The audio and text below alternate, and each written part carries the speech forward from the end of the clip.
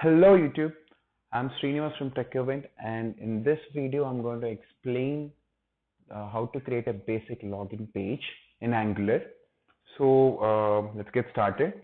Uh, all the HTML file, all the HTML code which I have written, we have to place in login.component.html as I've told you. So this is the HTML code. So I have given this HTML code here in this login.component.html here. So you can just copy paste this code and paste it in this login.component.html. So let me explain this HTML code for this login page. So this is a bootstrap code. I have also included bootstrap here.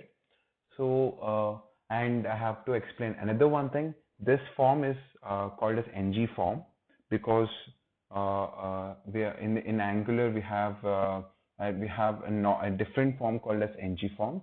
So let me explain that. So here coming to here. So I have declared a name for my form, that is hash. So hash is used to declare a name. So hash form. So we can also declare another thing like hash form1 or hash your wish, hash Angular, hash TheTechAvant. So you can give your own name here. So I've just given normal form, and I'm declaring this form as ng form. And coming to this ng submit. So ng submit, when you press submit button, so this function is activated. And this function is written in login.component.ts. So I have told you all the HTML files. So HTML code should be written in .html, and all the code related to backend, all the code related to handling the data should be written in this TS file. So that's the reason the declaration of this function, that on submit, will be declared, and all the code will be written in this login.component.ts. So the corresponding TS file for this login is login.component.ts. So all the functions which we declare here, or which we're going to use here, should be written in this login.component.ts. So okay, fine. Let me go into here. So this is which I've given. Yeah, we'll go for here. This code hash email. So this I'm giving this input field a name called email. So I have told you hash is an email, and I'm declaring that as ng model. So for the form, I have given ng form, and all the input fields I'll be giving ng model. So just remember this. And next is I'm using validation here. That is class.isInvalid is I'll explain the code. What does this code mean? So if the email is invalid, that is, if the email which you have entered does not meet this regular expression, and this email.touched, if you touch the text box and leave it blank, this the entire text box will show in red color. The entire text box will be outlined with a red color. So that is saying that you have to enter this. It will show a warning sign around the text box. Okay. So and let's go for two-way binding. So I've explained. I have just told about the two-way binding in the before video, that we have to understand two-way binding. In order to understand two-way binding, we have to know about the services. So let us understand two-way binding. So let me first of all, when we go into this two-way binding, so let me give one example of two-way binding. So when we are typing the data in this text box, parallelly the data is going to sit into the model. So what is a model file? I've explained to you in the previous video. Let us think model file as a shelf. Okay. So this model file, the shelf has let us think this model file as a wardrobe. So so this wardrobe has two shelves. That one shelf is email and another shelf is password. Okay. So once you type once you type any data in this email, so this two-way binding, the code here, the code here is for two-way binding. This two-way binding parallelly puts the data into the wardrobe, that is model wardrobe, into the email shelf parallelly when you're typing the data. So this is how the two-way binding works. Okay. Even here we're using this code that is for two-way binding.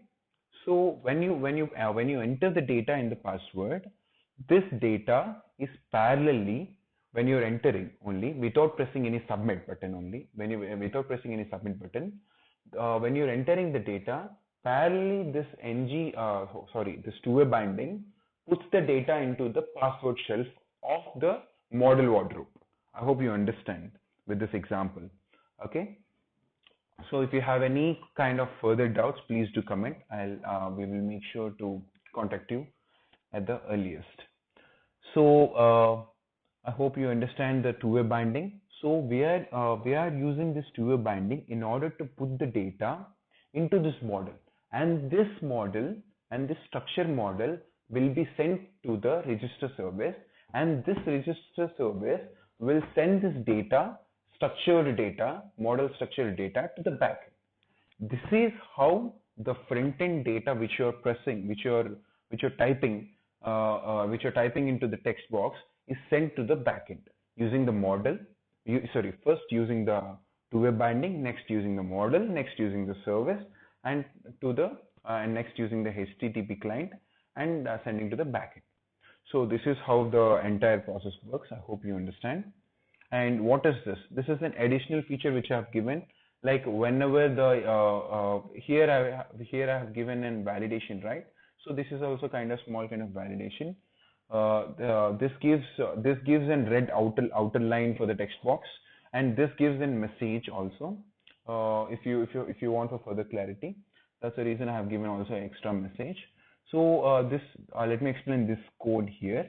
So whenever the email is valid, and if it is untouched, if you didn't touch the text box, so then don't show this enter valid email. This is what this code means. This code means that whenever the email is valid, that means if you have typed the correct valid email, or if you didn't touch the text box, it doesn't show this enter valid email, this kind of message. Okay, so let's go into this password. So even the password has the same thing, hash password. I have given the name for this text box as in password, and I have given this two-way binding here, two-way binding, and also validation as the same for the previous one, and also a small text error message. So let's go to another crucial thing is disable. So let me explain what is disable doing here. So if the form is valid, only the submit button will be enabled. If the form is invalid, that is, if any of this shows error, if this shows error, or if this shows error, this button will be disabled.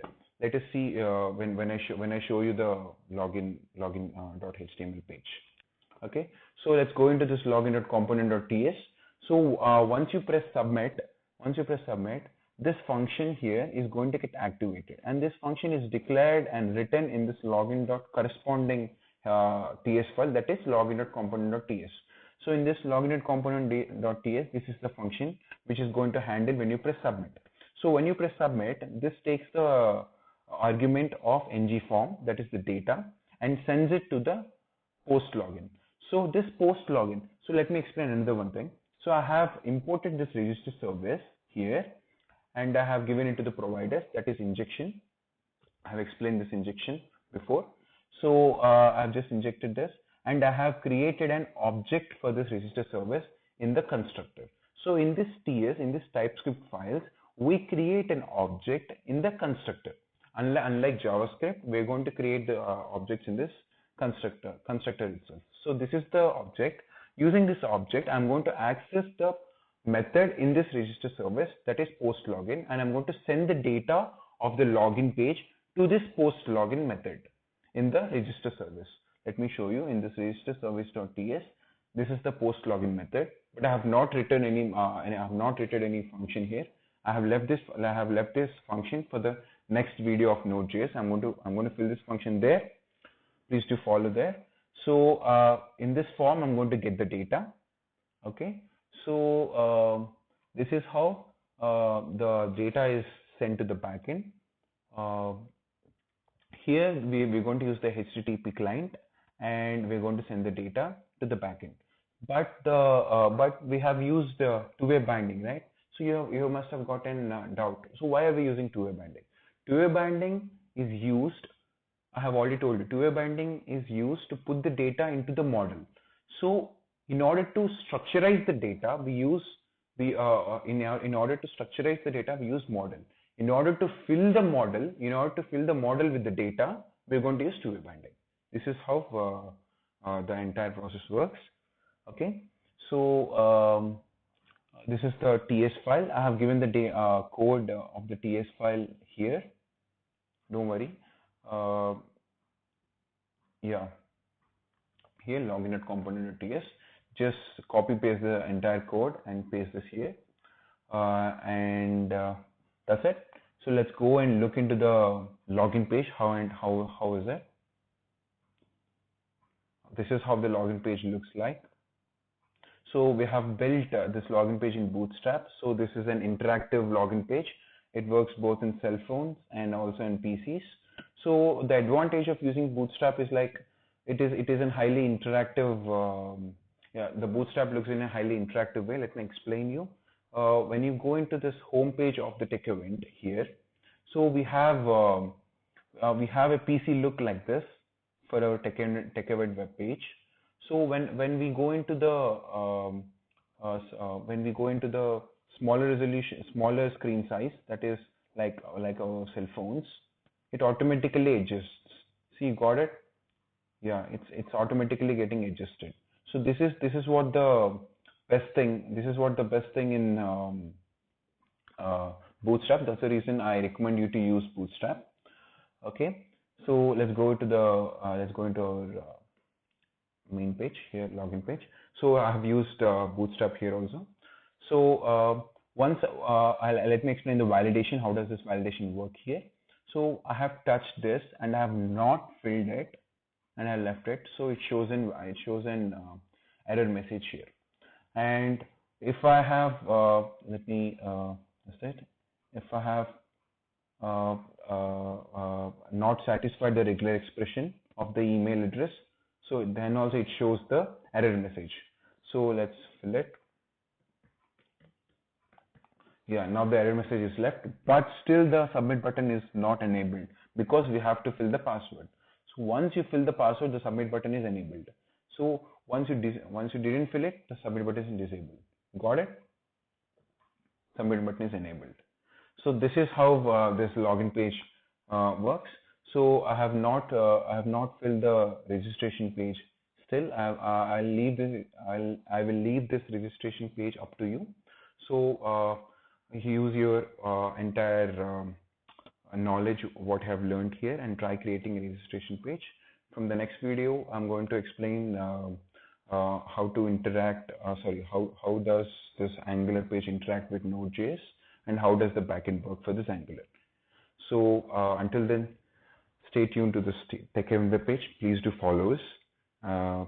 Please do follow Instagram and also our web page, and do subscribe for this channel for more informative stuff. Thank you.